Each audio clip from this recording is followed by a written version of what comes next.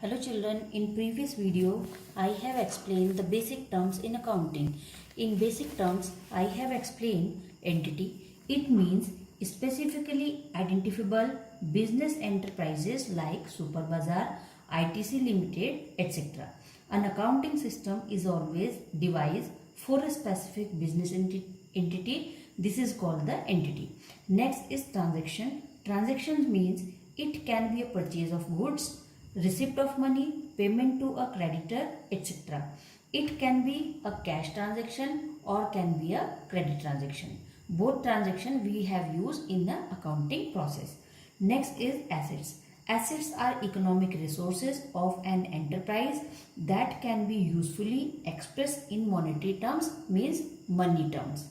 Assets are items of value used by the business in its operation. Operations means activities. These are the assets.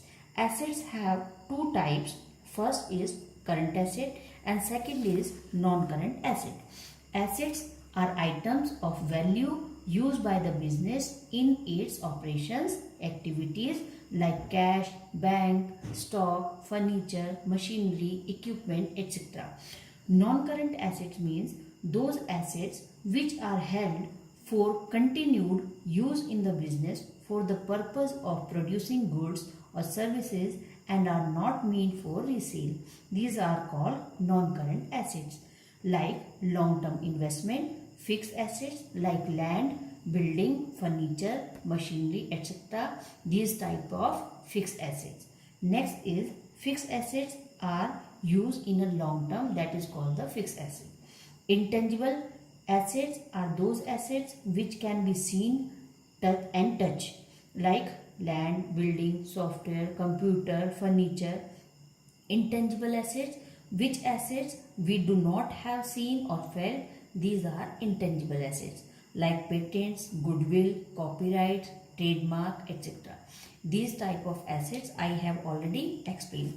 Today I will explain non-current investment. Non-current investment refers to the investment which can be held for more than 1 year during the accounting period. So during the accounting year, and this time is more than 1 year. 1 year after more than 1 year, which assets we have used, these called non-current investment like land, plant, equipment, building. अगर आपने कोई building खरीदी है, कोई building का construction किया है, कोई ज़मीन खरीदी है, तो अब आपने उसमें जो पैसा लगाया है, इसका मतलब है इन्वेस्टमेंट. जिस पैसे से आपने उसको खरीदा है, जितना पैसा आपने उसके लिए खर्च किया है, वो आपका इन्वेस्टमेंट है. क्योंकि आपने जो ज़मीन या जो मकान आपने या जो घर या कोई कंस्ट्रक्शन किया है अपने बिजनेस पर्पज़ के लिए, तो वो इन्वेस्टमेंट आपका लॉन्ग टर्म के लिए है.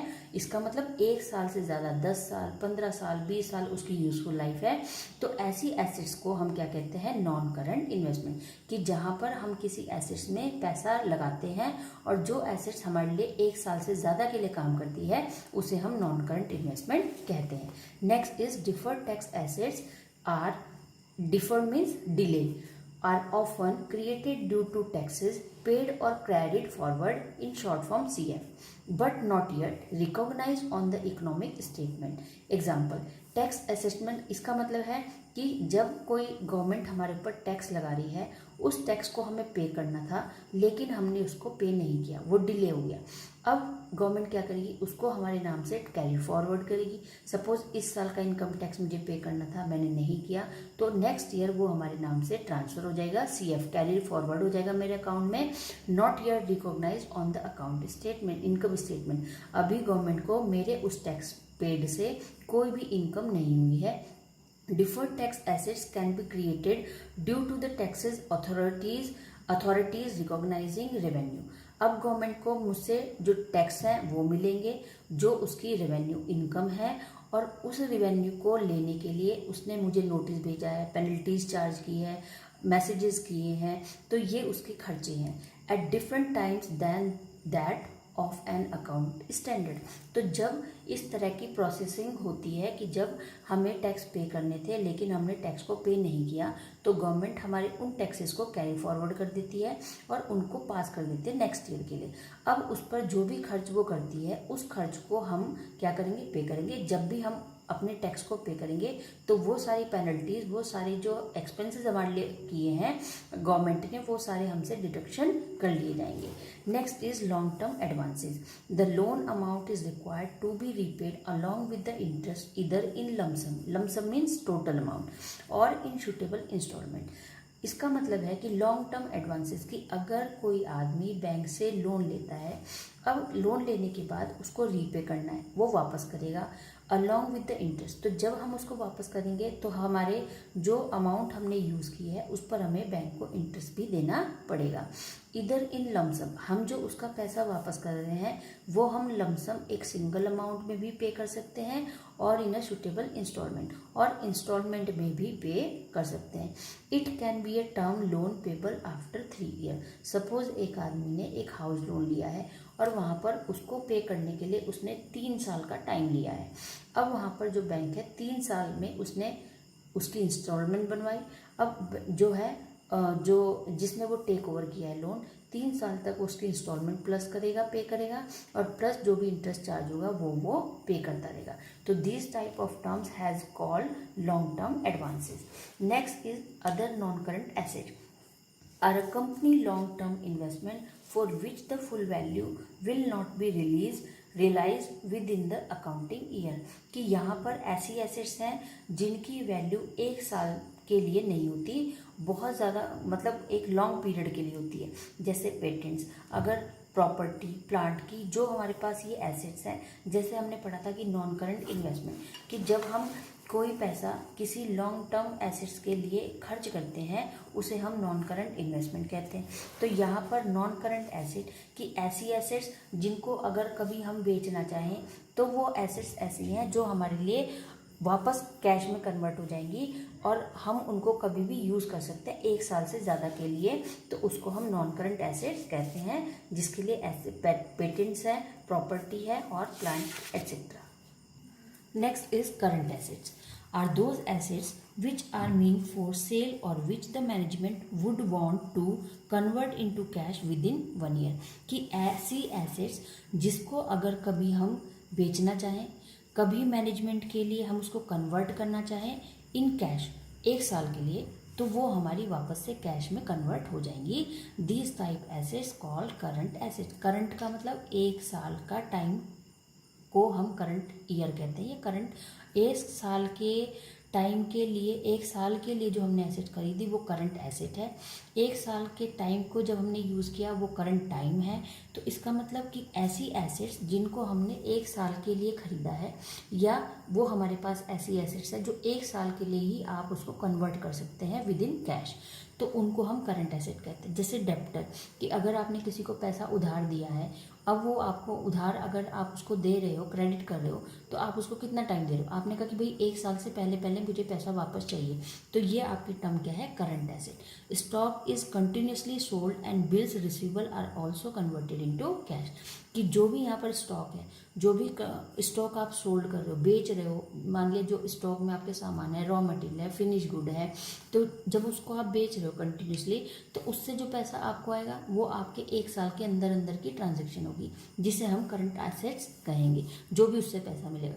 बिल रिसीवेबल, आपने बिल रिसीव करने के लिए किसी को टाइम लिया कि भाई मुझे 1 साल से पहले मेरा पैसा जो है वो मुझे रिटर्न चाहिए, तो इन 1 साल के अंदर अंदर विद इन 1 ईयर जो भी एसेट, जो भी ट्रांजेक्शन हमारे साथ होंगी, जो हमारी कैश में कन्वर्ट हो जाएंगी, उसे हम करंट एसेट्स कहते हैं। Next is current investment is an investment that is by its nature readily realisable and it's intended to be held for not more than 1 year from the date on which such investment is made. जैसे current asset 1 साल के लिए जो भी assets हमारी convert हो सकती है इनटू कैश, उसे हम करंट एसेट कहते हैं। करंट इन्वेस्टमेंट की ऐसा पैसा जो हमने लगाया है और जो हमें 1 साल के लिए ही हमने जिस पैसे को इन्वेस्ट किया है, उसे हम करंट इन्वेस्टमेंट कहते हैं। Next is inventories. इन्वेंट्रीज का मतलब है stock. Stock includes the value of those goods which we purchase for reselling and which are unsold at the end of the accounting period. It has 2 types। ये हमारी बहुत important जो term है। Stock का मतलब है कि ऐसा सामान जो हमारे पास है और जिसको हम 1 साल के लिए यूज़ कर रहे हैं। अब वहाँ पर कुछ स्टॉक हमारे पास ऐसा भी होगा जो हमारे लिए ओपनिंग होगा, जिससे हमने अपने काम को शुरू किया, और कुछ स्टॉक ऐसा भी होगा जो हमारे पास रिमेन होगा, जो हमारे लास्ट टाइम पर हमारे पास बचेगा। तो जब हमारे पास ओपनिंग, जब हमारे पास कुछ हम स्टार्ट करेंगे बिजनेस को, हम काम को स्टार्ट करेंगे, उस टाइम पर जो भी स्टॉक, जो भी सामान हमारे पास होगा, हम उसको ओपनिंग स्टॉक कहेंगे। पूरे साल में हमने जो भी काम किया, जितना भी सामान बेचा, जितना भी उसको यूज़ किया, और सब कुछ करने के बाद लास्ट मोमेंट पे 31 मार्च को हमारे पास जो भी सामान बचा, उसे हम क्लोजिंग स्टॉक कहेंगे। In short form OS, opening stock in short form OS, closing stock in short form CS. इसका एक एग्जांपल, सपोज आपने मार्केट से 10 किलो चीनी खरीदी। अब आपने उस 10 किलो चीनी को एक दिन के लिए तो यूज़ नहीं करने के लिए ख़रीदा है। आपने सपोज अजम्पशन लगाई कि भाई 1 महीने का हमारा जो खर्चा है शुगर के लिए वो 10 kg का है। आपने कंटेनर में 10 kg को भरा। सपोज कब, 1 अप्रैल का डे था, और आपने 1 अप्रैल को 10 kg जो आपके पास शुगर आपने खरीदी, उसको आपने एक कंटेनर के अंदर फिल कर दिया। अब आपने कब तक के लिए इसको खरीदा, 30 अप्रैल। इसका मतलब 1 महीने के लिए आपने इसको खरीदा है। अब यहाँ पर जो 1 अप्रैल को आपने जो स्टॉक भरा, जो स्टॉक आपने अरेंज किया, उसे हम ओपनिंग स्टॉक कहेंगे। कि आपकी जो ओपनिंग हुई स्टॉक की वो कितनी थी, वहाँ पे 10 kg। अब आपने पूरे मंथ उसको यूज़ करते रहे कंटिन्यूसली। अब यहाँ पे जब 30 अप्रैल को हमने देखा तो वहाँ पर सिर्फ मैक्सिमम मतलब 500 ग्राम जो है वो रिमेन बची है। तो इसका मतलब आपने जब ओपनिंग की थी, आपने जब सामान भरा था, स्टॉक अरेंज किया था, तो वो आपका 10 kg था ओपनिंग। अब जब आपने उसको पूरे महीने या पूरे साल आपने कंटिन्यूसली उसको यूज़ किया है, तो वो धीरे धीरे कम होता रहा, और लास्ट जब हमारा एंडिंग टाइम आया तो वहाँ पर जो रिमेनिंग अमाउंट बची उसको हम कहेंगे क्लोजिंग स्टॉक। कि हमारी ओपनिंग हुई 10 kg से और हमारी क्लोजिंग हुई हमारे 500 ग्राम से। Next is trade receivable. Trade receivable means कि refer to the amount receivable on account of sale of goods और services rendered by the company in the normal course of business. Trade receivable कि जो भी हम किसी के साथ transactions कर रहे हैं, जो भी हम किसी के साथ बिजनेस कर रहे हैं, उसके लिए जो भी पैसा हमें मिल रहा है, that is called the trade receivable. Trade means व्यापार, बिजनेस। रिसीवेबल मतलब जो भी हमारा सेल परचेज, जो भी सर्विस यूज हो रही है, उसके बदले में जो हमें मिल रहा है वो हमारा ट्रेड रिसीवेबल है। Refer to the amount receivable कि इसका मतलब कि ऐसी अमाउंट जो हमें रिसीव हो रही है ऑफ सेल ऑफ गुड्स, कि अपने सामान को बेचने से या किसी सर्विस को प्रोवाइड करने से कंपनी की तरफ से, इन the normal course of business कि जो भी हमारी बिजनेस में जो भी गुड्स प्रोडक्शन होता है, उसको सपोज हमने बेचा, उसको बेचने से जो भी अमाउंट हमें मिली, that is called the trade receivable. Bills receivable भी कहते हैं इसको। इट इंक्लूड्स बोथ डेप्टर्स और बिल रिसीवेबल। डेप्टर्स, आपने किसी को सामान उधार में बेच दिया, अब वो आपको पैसा वापस देगा, तो वो आपका डेप्टर, देनदार, वो आपका पैसा वापस देगा। बिल रिसीवेबल, आपने किसी को सामान बेचा है, आपने उसको जब उधार में बेचा तो आपने एक बिल बना के दिया कि भैया 10,000 का बिल है और इसको आप मुझे 1 महीने के बाद वापस कर देना, तो वो आपका 1 महीने के बाद आपको पैसा वापस कर देगा, तो ये आपका बिल रिसीवेबल बन जाएगा। Next is cash and cash equivalent. Cash and cash equivalent का मतलब कि कैश तो जो आपके पास कैश है, लेकिन कुछ ऐसी एसेट्स जो आपकी हमेशा कैश इक्विवेलेंट, मतलब कभी भी अगर हम उसको कन्वर्ट करना चाहें तो वो कभी भी कैश में कन्वर्ट हो सकती हैं। ऐसी एसेट्स को हम कहते हैं cash and cash equivalent. Are investments that can be readily converted into cash, commercial paper, short term, government bonds etcetera. एक फॉर्मल अगर एग्जांपल की बात करें, सपोज आपके जो मदर हैं उन्होंने ज्वेलरी खरीदी। अब वहाँ पर उन्होंने एक दिन में 50,000 रुपये का जो था एक कुछ ज्वेलरी बनवाई, तो 50,000 जो अमाउंट थी कैश वो चली गई और उसके बदले में आपको जो ज्वेलरी थी वो मिल गई। ठीक है, तो यहाँ पर आपका कैश माइनस हुआ और प्लस आपका गुड्स हो गया कि आपने जो ज्वेलरी वहाँ पर खरीदी। अब इसके बाद सपोज कुछ ऐसा इंसिडेंस हुआ कि आपको पैसे की ज़रूरत है, आपको 50,000 रुपये चाहिए। आपने सोचा कि किसी से मांगना क्यों है, बैंक से उधार क्यों लेना है, किसी से क्यों लेना है पैसा, और ऐसा करते हैं कि इस ज्वेलरी को हम सेल कर देते हैं। तो उस ज्वेलरी को अगर आप सेल कर देंगे तो वो जो आपका मेटल था, वो जो आपकी एसेट थी, वो वापस से किस में कन्वर्ट हो जाएगी, कैश में, और वो कैश आपको अरेंज हो जाएगा। तो इसी तरह से कुछ ऐसी एसेट्स जिनको हम जब चाहें कन्वर्ट इनटू कैश, तो हम उनको एसेट्स को जो कैश के इक्विवेलेंट है, कि कभी भी हम उन एसेट्स को अगर सेल करेंगे तो वो कभी भी हमारी कैश में कन्वर्ट हो जाएगी, उसे हम कैश इक्विवेलेंट या कैश इक्विवेलेंट एसेट्स कहते हैं। तो नेक्स्ट, शॉर्ट टर्म लोन्स।